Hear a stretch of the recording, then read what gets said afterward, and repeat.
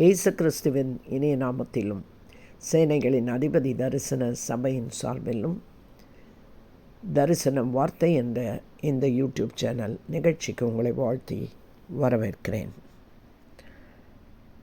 நம்முடைய வாழ்க்கை எங்கே ஆரம்பிக்கிறது? எதில் போய் முடிகிறது?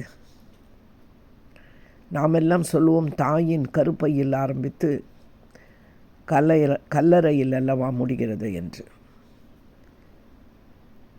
நம் புது ஜனனம் கிறிஸ்துவுக்குள் ஆரம்பித்து கிறிஸ்துவுக்குள்ளாகவே முடிய வேண்டும். அதுவே ஜெயம் கொண்ட கிறிஸ்துவ வாழ்க்கை.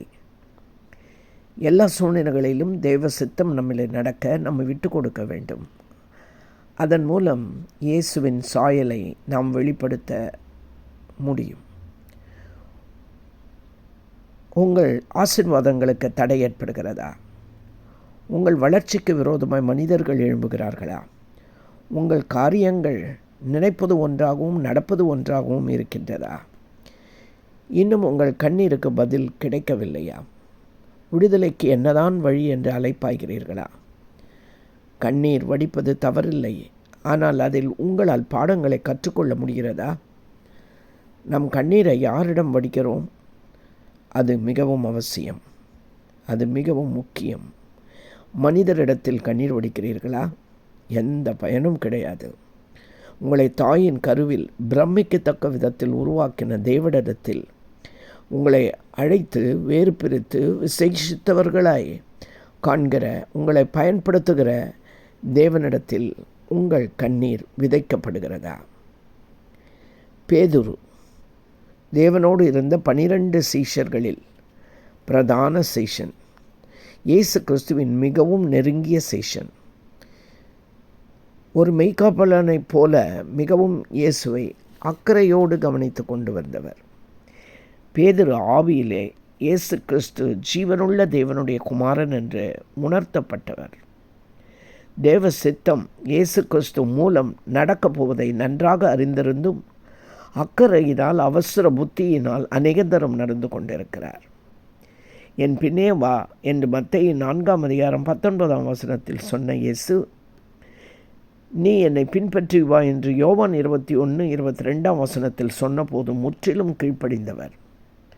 எனக்கு பின்னாக போ சாத்தானே என்று இயேசு பேதுருவை சொன்னபோதும் இயேசுவை விட்டு போகாத ஒரு நல்ல சீஷன். பிதா எனக்கு கொடுத்த பாத்திரத்தை பானம் பண்ணாமல் இருப்பேனோ என்று இயேசு கேட்டதை புரிந்து கொள்ளாமல், அதாவது தேவனுடைய சித்தத்தை என்னில் நிறைவேற்ற நான் என்னை விட்டு கொடுக்காமல் இருப்பேனோ என்று இயேசு கேட்டதை புரிந்து கொள்ள முடியாமல், தன் பட்டயத்தினால் ஒரு சேவகன், அதாவது மல்குஸ் காதை அறுத்து அவசரமாய் செயல்பட்ட பேதுரு, நான் உம்மோடே மறிக்க வேண்டியதாக இருந்தாலும் நான் மறிப்பேன், உம்மை மறுதலிக்க மட்டும் மாட்டேன் என்று உறுதியாய் சொன்ன பேதுரு இறுதியில் தானும் இயேசுவை மறுதலித்தார். ஆனால் சீஷர்களை விட்டு விலகாமல் இருந்தார். சேவல் கூவும் போதோ உணர்வுடைந்தவராய் மனஸ்தாபப்பட்டு ஆண்டவரிடம் திரும்பி மனம் கசந்து கண்ணீர் விட்டார். அதன் விளைவு அவருக்குள் ஒரு மாற்றம் ஆரம்பித்தது. மேலறையில் பரிசுத்த ஆவியானவரை நிறைவே பெற்ற போது பேதுரு முழுமையான மாற்றத்தோடு காணப்பட்டார். தேவன் நிர்ணயித்ததை அறிவித்து அப்பொழுது பேதுரு வாழ்வில் நடந்து கொண்டிருந்தது. பிதா அனுப்பின அவருடைய குமாரனாகிய இயேசு கிறிஸ்துவை தைரியமாக மக்களிடம், பிரதான ஆசாரியர்களிடம், யூத தலைவர்களின் கூட்டத்தினிடம் அவர்கள் இயேசுவை கொலை செய்ததையும் இயேசு உயிரோடு கூட எழுந்ததையும் கூறி பேசினார். அநேகரை இரட்சிப்புக்குள் வழி நடத்தினார். பாடுகளிலும் தொடர்ந்து ஊழியம் செய்ய முடிந்தது. இந்த துணிச்சல் எங்கிருந்து வந்தது பேதுருவுக்கு? இன்று தேவனுடைய பூரண சித்தத்திற்குள் எப்படி இவரால் செயல்பட முடிந்தது யோசித்தீர்களா? சிலுவையில் தன்னை தலைகீழாக அறையவும் ஒப்பு கொடுத்தாரே, எப்படி இப்படி மாறினார்? மனம் கசந்து தன் கண்ணீரை தேவ பாதத்தில், அதாவது இயேசு கிறிஸ்துவின் பாதத்தில் விதைத்தது தான் காரணம். அது மட்டுமல்ல, உயிர்த்தெழுந்த இயேசுவை தரிசிக்கும் பாக்கியத்தை பெற்றார். பரிசுத்த ஆவியின் நிறைவை பெற்றார். ஒரு முறை பவுலால் அந்தியோக்கியாவில் கடிந்து கொள்ளப்பட்டும் தவறை உணர்ந்து தன்னை திருத்தி கொண்ட நல்ல சீஷன். தனக்கு எதிராய் நின்ற பவுலை தனக்கு பிரியமான சகோதரன் என்று குறிப்பிடுகிற அளவுக்கு மனமாற்றம் பெற்றுக்கொண்டார். சபைக்கு தூணாய் யூதர் அல்லாதவர்களுக்கு நற்செய்தியை எடுத்தோ சொல்லும் ஒரு சீஷனாய் அப்போஸ்தலர் 10 கொர்நேலிய வீட்டில் நடந்து கொண்டார். இந்த விஷயத்தோடு யூதாஸ்காரியோத், இயேசுவின் இன்னொரு சீஷன், அவரை பார்த்தால் யோவான் ஸ்நானகன் பிரசங்கத்தாலோ இயேசுவின் பார்வையினாலோ ஏவப்பட்டு இயேசுவின் அழைப்பிற்கு கீழ்ப்பிழிந்து வந்தவர் என்று நம்பப்படுகிறார். இயேசுவின் ஊழியத்தில் இருந்தபோது கிடைக்கும் பண உதவிக்கும் காணிக்கைகளுக்கும் இவரே பொறுப்பு. இவருக்குள் இயல்பாகவே பொருளாசை இருந்திருக்கிறது.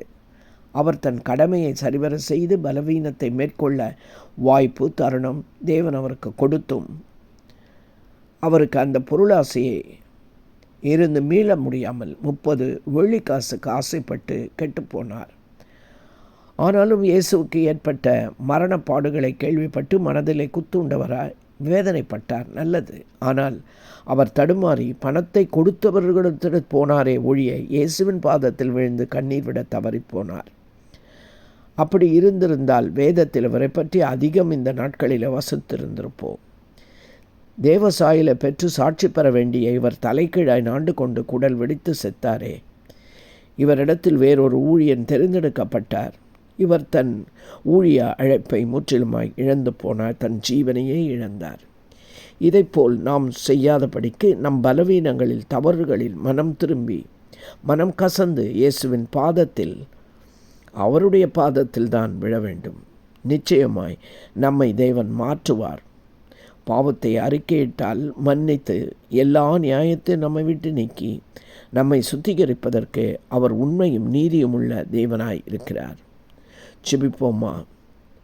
அன்பு இரக்கமுள்ள எங்கள் நல்ல தகப்பனே, பேதுருனுடைய காரியத்தையும் தாஸ்காரியத்தினுடைய காரியத்தையும் நாங்கள் பார்த்தோம் கர்த்தாவே. அவர்களுடைய கண்ணீர் விதைக்கப்பட்ட இடத்தையும் பார்த்தோம். அதனால் ஏற்பட்ட மறுரூப வாழ்க்கையையும் பேதுருவிடத்தில் கண்டோம். யூதாஸின் நிலையில் நாங்கள் இல்லாதபடிக்கு நீர் தரும் தருணங்களை தவறவிடாமல் மனம் திரும்பி வாழ எங்களுக்கு தயை செய்ய வேண்டும் கர்த்தாவே. இதை முயற்சிக்க, அதன் மூலம் விடுதலை பெற, அற்புத அடையாளங்களில் எங்கள் வாழ்க்கையில் நாங்கள் பெற்றுக்கொள்ள, நாங்கள் தேற்றப்பட, நாங்கள் ஆறுதலடைய, எங்கள் பாரம் குறைந்து போக, புது நம்பிக்கையை உண்மையிலே நாங்கள் பெற்றுக்கொள்ள, எங்கள் சந்தோஷம், எங்களுடைய துக்கம் சந்தோஷமாய் மாற எங்களுக்கு உதவி செய்வீராக. இயேசுவின் மூலம் ஜெபிக்கிறோம் எங்கள் நல்ல பிதாவே, ஆமென். இப்பொழுதும் பேதுரு யூதாஸினுடைய கண்ணீர் விதைக்கப்பட்ட இடத்தை நாம் அறிந்து கொண்டோம் அல்லையா? அதனுடைய முடிவையும் பார்த்தோம் அல்லவா? இதை மற்றவர்களும் அறிந்து கொள்ள வேண்டாமா? லைக் பண்ணி ஷேர் பண்ணுங்கள். சப்ஸ்கிரைப் பண்ணாதவர்கள் சப்ஸ்கிரைப் பண்ணுங்கள். கர்த்தர் உங்களை ஆசீர்வதிப்பார்.